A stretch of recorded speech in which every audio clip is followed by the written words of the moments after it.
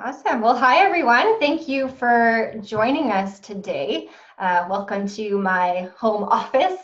I've been spending a lot of time here lately, as I'm sure a lot of you have been doing the same as well. So this is where all the magic happens with Weaver Design. Just saying, like, my new best friend lately has been my new fancy espresso machine that I've gotten lately. Normally I'm out visiting clients and going to lots of local coffee shops in the area. So it's been a great addition. So that's what I'm drinking today to get through this day. So thank you again, everyone, for joining us today. I know time is a very precious thing. So I appreciate you guys taking time out of your day to join us. So today we're going to be talking about real estate and how to be successful in today's market, whether you're looking to buy something new or sell your current home. So hopefully you guys are in the right spot. We're going to also be talking about the current trends in the real estate market and how COVID has been impacting that. So just a couple housekeeping items before we get started here. So all of you that are signing in right now are being muted. You don't have any video either. So if you have any questions, just put them in the chat box. So that'll be at the bottom of your screen there. So I'll be kind of watching that throughout the webinar and just seeing if any of you have any comments. So I'm not just looking away at my Facebook or Instagram feed. So I am checking to see what guys are saying. So hope you guys stick around for the Q&A portion at the very end. We'll be going through all of that. Also, if you want to just change your screen to the speaker view instead of the gallery mode, so just at the top of your screen, it'll just be a little bit easier for you guys to see us as we're chatting throughout the presentation. So for those that haven't met me before, I'm Sharon. I'm the owner of an interior design company here in Edmonton called Weaver Design. I'll link my contact information for you in a moment. But we do everything related to interior design. So it can be paint consultations, custom window coverings, to the full scope of a renovation. So construction drawings, project management, all of that. So if you're looking at doing some renovations on your property before you put it up on the housing market, or you're buying something new and just wanting to update things, make it more personal to you, that's something we can certainly help you out with. So today we're here with Michael Draper. He's a realtor with Edmonton HQ, Maxwell Progressive. I've actually known him for probably 10 years now. He sold me my very first property, and we've just continued to stay in contact with each other. And I still have that property now. I'm just renting it out at the moment. I've been doing that for 4 years now. So if you have any questions about being a landlord, feel free to put that in the chat box as well. So Michael, thank you for joining us today. How are you doing? Thank you very much for having me. I'm great. I'm awesome. Great. The sun's out. Yes, finally. Finally. Well, thank you. For those that maybe don't know you and haven't had the pleasure of talking to you, maybe give us a little bit of a background on your role as a real estate agent and being at Edmonton HQ. Sure. Thank you, Sharon. So as she said, my name is Michael Draper. I have been a licensed real estate professional since 2009. So just over 11 years now. I started out, on my own and with RE/MAX for a number of years and sort of built up my database of clients and have been involved in a coaching program for, it's got to be probably 7 or 8 years now, called Richard Robbins International, to help me stay focused on my business and build as much value as I can in the business that I have. And through that, I met Brad a number of years ago, and our vision sort of aligned. I've always been very sales oriented, and he's very systems oriented, and so we were kind of an excellent match to help develop a business together. So I moved over to Maxwell Progressive almost 3 years ago now, and Edmonton HQ was born. We developed this concept of sort of combining real estate data, neighborhood intelligence, systems, with just a phenomenal focus on the client experience. And so we've been working as hard as we can to develop that ever since the beginning. And so here we are today. Awesome. Well, thank you for kind of telling us a little bit about yourself and Brad there. So we're just going to go through some questions here. One question I had for you was about, you often hear about a seller's market, a buyer's market. I'm not sure everyone understands what the difference is and what that means, or what kind of market we're in today and how that translates. So can you tell us a little bit about the difference between a seller's market and a buyer's market, and what kind of market we're in right now? Absolutely. That's a great question, and it's one that I get asked almost every day. And so the determining factor in whether we're in a buyer's market or a seller's market is months of inventory. So how we establish that number is that we look at the number of current listings, and then we divide that by the number of sales in the last month. And then that will tell you how many months of inventory are currently on the market. So the result is how many months you can reasonably expect it to take to eat up all of the inventory that's currently on the market. So if you have 0 to 3 months of inventory, you are in a seller's market because there's not much inventory. Sellers, they list their houses and they're gone, right? It's quick. If you have 3 to 6 months of inventory on the market, that's a balanced market. So it's not really in any favor of buyer or seller, but it's balanced and it's healthy. If you have over 6 months of inventory, you're squarely in a buyer's market.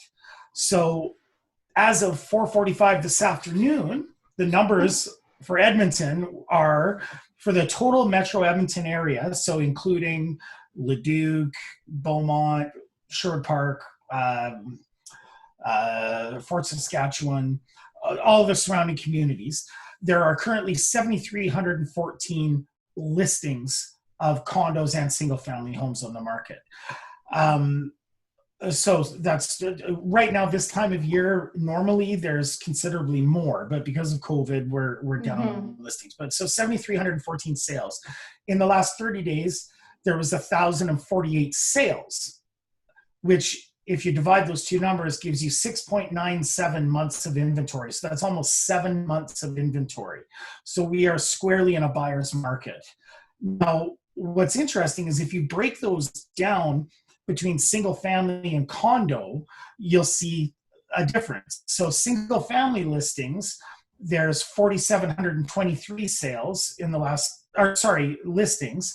And in the last 30 days, there's 850 sales, which gives you 5.56 months of inventory, which is actually kind of a balanced market for, it's getting up close to a buyer's market, but it's within the parameters of a balanced market for single family homes. Condos, on the other hand, there are currently 2,587 listings on the market and 199 sales in the last 30 days, which gives us 13 months of inventory.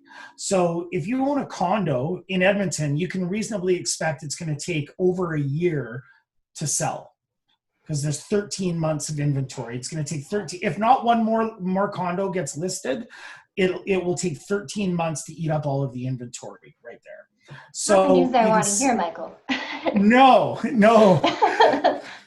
Well, yes, I'm renting for a while. Well, you've got a wonderful renter in there that's paying your mortgage for you. So that's a great situation that you've got. But it's interesting here, what I want to focus on a little bit is the micro markets, right? So you can tell here by the different property types that the months of inventory and whether it's a buyer or seller's market is different between property types. That is also the case between locations. If you look at locations like, say, closer to the heart of the city, the Ritchie, Strathcona, Parkview, Crestwood, Glenora, that is part of the hot plate around downtown. If you get out into the outskirts of town where there's a bunch of builder inventory as well as other people trying to sell, the months of inventory are going to be much different out there. So it's very important that you look specifically in certain areas in what we call micro markets to identify really how you're affected by the months of inventory, because the stats that you read and hear about all the time are general stats about the Edmonton real estate market. Well, that doesn't necessarily mean that your house is exactly within those parameters. It's an average of everything. Right. Awesome. Well, thank you for explaining that for us. Yeah, you hear it all the time, but never really had the full explanation on the difference. And so that's great. So thank you for that. So what would you say, things have significantly changed because of what's happening with COVID. What would you say the projections were looking like for 2020, and how has that kind of shifted now that COVID has happened? So I think that we're going to have a stronger summer and fall than we would have normally had. A lot of people have been holding off on listing their homes and even buying because of COVID, right? And so there hasn't been a ton of activity in general. April was down about 55% in sales from April of last year. Listings also were down about 40%. So the months of inventory wasn't seriously impacted. And that's why we've only seen a drop in average sale price by about 5%. As the economy opens up, I predict that there's going to be a lot of listings that hit the market, and sales are going to ramp up a little bit. However, in the lower end, sort of starter home type of thing, I also think that sales are going to be a little bit tighter down in that level, because there's a lot of people that lost their jobs. There's a lot of people whose financing was impacted and they're not qualifying because of COVID-19. So I do believe that we're going to see a bit of a stronger push, for the rest of the year. Typically, summertime isn't the busiest time because people are on holidays, people are doing that sort of thing. Well, people aren't going to be traveling as much this year as they have in the past. People who needed to move maybe didn't put their house on the market, because they knew that they weren't going to get any showings through COVID. So as things open up, we will see a little bit more of that, and I think we'll have a more consistent, stable market moving through the fall. But I do think that there's going to be some downward pressure on pricing because there's going to be less people that qualify to buy. One unintended impact that I think that's going to come out of this pandemic is that I think that we've all been forced to step out of our comfort zones and change the way that we're doing business. There's a lot of things that we have implemented in our business that we're not going to get away from. There's tools that we're using now that just make us do a better job for our clients and represent our people better.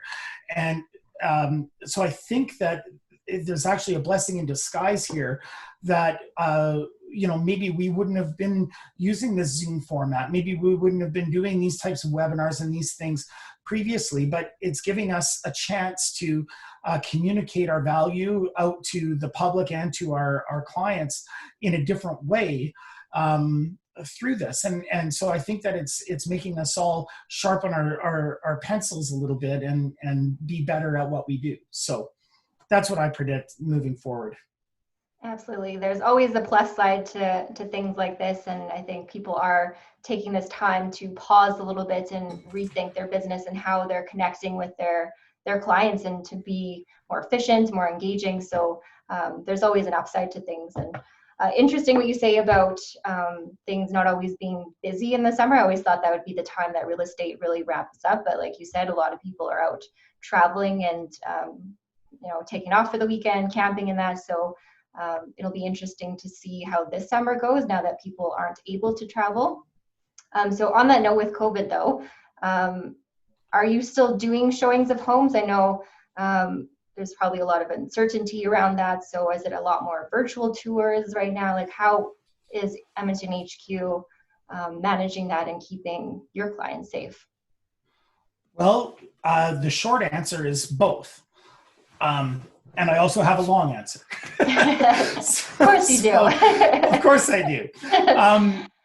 Yes, we're trying to do as much as we can virtually before going in the house. We want people to have exhausted everything that they can online, looking at videos, looking at virtual tours, doing a drive-by, checking out Google Maps.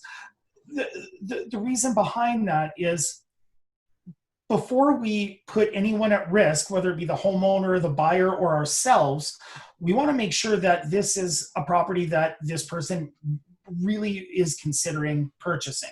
So we don't want to show up for a showing and they say, oh, it backs onto the white mud and I'm not interested. Well, you know what? A simple Google Maps search could have showed you that, and we wouldn't have had to put the homeowner and you at risk by potentially contaminating their house or being contaminated by their house, right? So, Right. We definitely want to stress that that they look at everything that's available to them before we will book a showing. But then we've also implemented extensive screening measures to ensure protection. As any other essential business, we have a list of questions that we make people sign off that they haven't been exposed and they're not sick and they haven't traveled and that sort of thing. There's also different things that we do. So on the listing side with sellers, when buyers book a showing, the sellers will leave every light in the house on. They'll open every door in the home. And we have a little package that we set up at the front door with rubber gloves, sanitizer, Lysol wipes, all that stuff. So when the buyer's agent arrives, we've asked that buyer's agent to have his clients keep their hands in their pockets the whole time as they go through the house. And the realtor will wear gloves, open the front door, go in. If they have to open a closet or a door to the balcony or patio or whatever, they can open that with their gloves. And then at the end, they can go and sanitize the few things that they touched. We ask that they leave all of the lights on in the home. And when they leave, then the homeowner will turn them off when they get home. We're also encouraging realtors not to leave business cards in homes as we used to do. And we're moving away from actually even leaving printed materials within the properties. We're now sending, when a realtor confirms a showing on one of our listings, we'll send everything that we have digitally to them, the brochure, the video, the listing, everything for them to share with their clients, because we don't want them to be touching something or taking something from the home that somebody else has touched. So we're trying to make it so that people are touching as little as possible. So there's a lot of things that we've done, and there's a lot more than what I've outlined here as well. Yeah, it's definitely changed the way that we've done business for sure. For sure. Showings are Sorry, go ahead. Showings are still happening, but they're happening very carefully and very intentionally. Right. Yeah, it's good to hear that you have all those measures in place. I'm sure you had to act pretty quickly to change the ways that you interact with your clients on both ends there. So we're doing the same thing at Weaver. We're doing a lot of these Zoom type meetings with video calls. We are wearing masks in that if the customer doesn't feel safe with us being in their home. So yeah, it's been interesting to have to make that shift. So it's interesting to hear how you're handling it on your side of things. So what would you say for people that are looking to put their home on the market as things start ramping up again? Do you have any tips or suggestions for people that are looking to come up on the market? Quite a few, actually. But top five. top, absolutely. No, what's really important is you need to be the prettiest girl at the dance if you want to get kissed, right? And so presentation is extremely important in your home right now. Condition really matters, right? With you competing for those few buyers that are out there, you really need to make sure that those little annoying things that you've been putting off doing in your house, you're doing right now. And let's face it, you're at home quite a bit. You've got time to do them now, right? It's not a bad idea to have a pre-listing home inspection done. Pay and have a home inspector come through, because a buyer is also going to do that. And what might be a $200 fix for you now, a buyer is going to ask for $5,000 off the price after, right? You know, like their idea of how much things cost is much different than if they didn't even have that question in their mind. So I believe that we'll send out a copy of a pre-listing checklist or a pre-inspection checklist for homeowners that we have available to our clients as well, that you can just go through your home and go through each room that's on this checklist. And these are the important things that you should look at getting done and taken care of. Remove objections. So anything that a buyer can potentially come back and use against you. Clutter personal items. Repair anything like chipped paint, cracked tiles, leaky faucets, whatever you can. And clean, clean, clean. So when you clean your house to have friends over for dinner, that's pretty clean. When you clean your house to sell, it's a different level. It's a different level of clean. So, make sure that you go over and above when it comes to that, because people are going to pick it apart. And so I find it helpful to sort of look at your house as a product for sale and not as your family home, right? You have to kind of disconnect yourself from it being my home to what is going to maximize my potential profit and give me the best opportunity for a successful sale. And so sometimes it's good to have friends and family come over with that critical eye, because we're a little bit blinded by our homes. So it's extra important to go that extra mile and get those things done. Absolutely. Awesome. Well, those are some great tips for everybody on here. I hope that was helpful to you guys as well. Do you have any quick tips on the opposite side of things for people that are maybe looking to buy at this time? Be patient. We're all learning how to navigate this new world together. Some people have different comfort levels with COVID-19, so they have different boundaries that are set up right now. And so we just have to learn how to work within those boundaries that people are setting up for themselves to protect themselves and their loved ones. Really determine what's most important before you start looking. A lot of people, they're looking at this as an opportunity to get a smoking deal out there, which there are some deals to be had, absolutely. But if what's most important to you is finding a home in the right location for the school that you want your kids to go to, you might not be able to get a smoking deal in that neighborhood, right? So if that's more important to you, you have to let go of the financial aspect of it and keep within your budget, but understand that, homes around that school are very desirable, right? And so you're not going to get that 20% under market value in that area sort of thing, right? And communicate with your real estate professional. The more they know about exactly what you want and what your wants and needs and how important certain things are, the better they can serve your best interests. So those would be a couple of quick tips on that. Awesome. Yeah, communication is definitely always key. So thank you for all of that. Really great advice. Again, I hope that was helpful to everyone on here as well. We have another 10 minutes or so left, so we're going to do some Q&A questions here. So if you have any questions and you haven't had a chance to put them in the chat box, again, that's just at the bottom of your screen if you wanted to do that. One question we did have on one of the registration forms, though, that came in, this would be for you, Michael, as well. Their question was, is it better to sell a home in this market or to try renting it out? So if you already have a home and you're maybe thinking about putting it on the market, but you're a little bit hesitant, is it a good time now to do that, or should you hold on to it and just rent it out? Well, that's a great question. That's a really good question. And I would love to see the home and give you advice on on what you have there. It really depends on what you've got, and also what your tolerance level is for things like risk for damage with renters.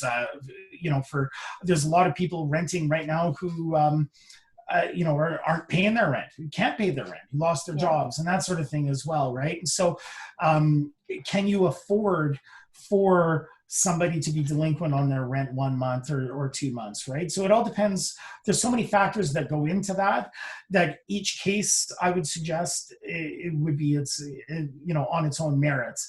If you can afford to hold a property, I think real estate is a really good long-term investment. And so if you can afford to hold that property long-term, have a renter pay it down, that's going to pay off for you in the long run, 100%. But if you need that money to buy something else or to help you, move forward in your real estate goals, well, then that's a different story. So I'd say there's a lot of variables there, and give myself or Brad or your own real estate professional a call and talk about your specific situation. Absolutely. Like, I like what you said, that every situation is going to be so different. So I think the best thing is to talk to your realtor and get advice from them. So just looking at some questions here. So one we have is, should I stage my house if it's vacant? So I'll touch on that a little bit, and then I'm sure, Michael, you have some things to say on that topic as well. Yes, totally agree. My short answer is yes, absolutely. You should stage your home if it's empty. I think buyers have a really hard time visualizing what a space would look like with furniture in it, and visualizing the scale of a room. So when they're walking into a bedroom, knowing if their king size bed's going to fit in there, where it's going to go, is there enough walking space? Same goes for like living rooms and such. So I think it's really important to have furniture pieces in a home, and it also just helps to elevate the way that it presents itself as well. So typically homes, at least I find, do sell a lot faster when they're staged.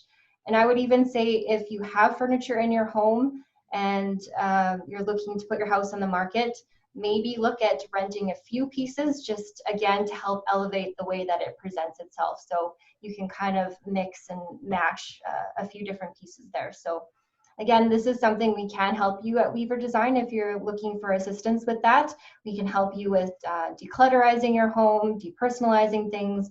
We can kind of walk through the space with you and let you know what things we think you should keep and what things maybe you should put into storage, just so it shows the best to all of your viewers there. So yeah, Michael, I don't know if you have any other comments as far as staging goes, what your experience has been with that. If your home's vacant, stage it. It's worth it, 100%. It just makes all the difference in the world. And to add to what you said about it, maybe people have some furnishings in their home and you can rent some pieces. There's a reason why everything is cheap at a garage sale, because if your home looks like a garage sale, you're going to get that low ball offer. You're going to get, you know what I mean? You need it to look like a show home as much as possible to get that top dollar and to get that quick sale. So if you've got furniture that you've had for 20 years that was passed down from your grandma, you know, and what have you, and it's just not going to be conducive to maximizing your profits on selling your property. Yeah, absolutely. I could not agree more with that. Yeah, I think it adds a huge value to your home when you are selling. Let's see what else we have here. So another question that came in is, if I have an older home, should I renovate it? And what are, like, if so, what's the best places to renovate to get the most return for your money? That's a question I get all the time. It's sometimes a difficult question to ask or answer, rather. I think it is a good idea to do some renovations on your home. There's a lot of things you can do yourself that are fairly easy to do. You don't have to be super handy, things that are fairly inexpensive. So I'd always say, if you have anything that maybe isn't functioning properly, now's the time to fix those things or do those quick updates. It could be something as simple as updating some old light fixtures in your home, some old door hardware, so the hinges and doorknobs, that kind of thing. They're all pretty easy things that you can fix on your own.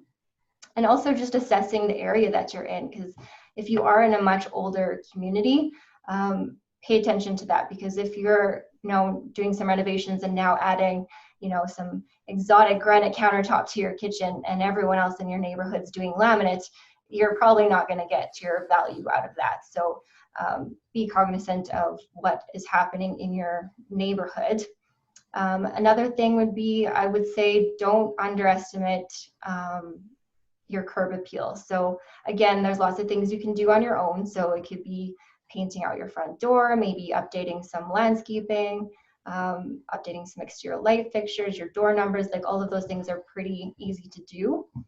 If you do have a house that is quite dated, it might be worth it to do some bigger renovations. kitchens and bathrooms are always the things that everyone looks for. It adds the most value to your home. With that said, though, kitchens can be quite costly to do. So for something like that, I'd probably work with your real estate agent on that to make sure that you are going to get the biggest return on that. There's things you can do, like painting out your cabinets, that is a lot less invasive on your home and a little bit more cost effective. So sometimes that's a good option. So again, communication, like you said earlier, Michael, is just, it's the best way to go there, and just talk with your designer, your real estate agent, and just find out what's going to give you the most return for your investment. So I don't, Michael, do you have any comments on that for renovating and your well, I feel like it all depends on who the target buyer is, right? And so if your home is likely in an area where, you know, somebody's going to put some sweat equity and come in, maybe they don't want you to put the extra investment in, and they'll take it as is for a reasonable price and put all that work in.